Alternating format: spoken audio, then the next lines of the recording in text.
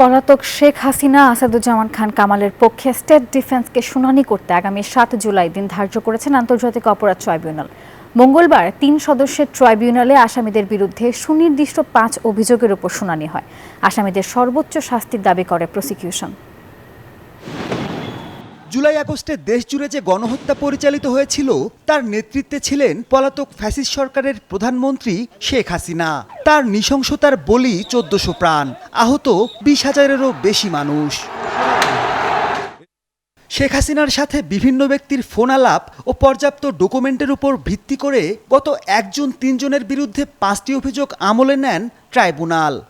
প্ররোচনা, উস্কানি, সহায়তা। মঙ্গলবার জুলাই গণহত্যার মাস্টারমাইন্ড শেখ হাসিনা সহ সাবেক স্বরাষ্ট্রমন্ত্রী ও পুলিশ প্রধানের বিরুদ্ধে ট্রাইব্যুনালে অভিযোগ গঠনের শুনানি হয়।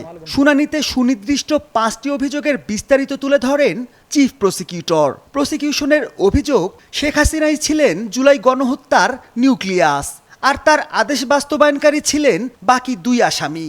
প্রধানমন্ত্রীর থেকে নির্দেশ এসেছে, সেটা চেইন অফ কমান্ড বাস্তবায়নের মাধ্যমে পুলিশ বাহিনী এবং অন্যান্য বাহিনী, অক্সিলিয়ারি ফোর্সেস, তারা গ্রাউন্ড লেভেলে সব জায়গায় একই পদ্ধতিতে এই কাজটা করেছে। লিথাল ওয়েপনের ব্যবহারের নির্দেশ এসেছে, সারা বাংলাদেশের সর্বত্র তারা একই পদ্ধতিতে লিথাল ওয়েপন ব্যবহার করেছে। এদিন পলাতক হাসিনা ও কামালের পক্ষে শুনানির প্রস্তুতি নিতে ২ সপ্তাহ সময় আবেদন করেন স্টেট ডিফেন্স। ট্রাইব্যুনাল ১ সপ্তাহ সময় দেন। আপ্রাণ চেষ্টা থাকবে তার পক্ষে তাকে এই মামলা থেকে খালাস করার জন্য সর্বোচ্চ চেষ্টা আমার তরফ থাকবে।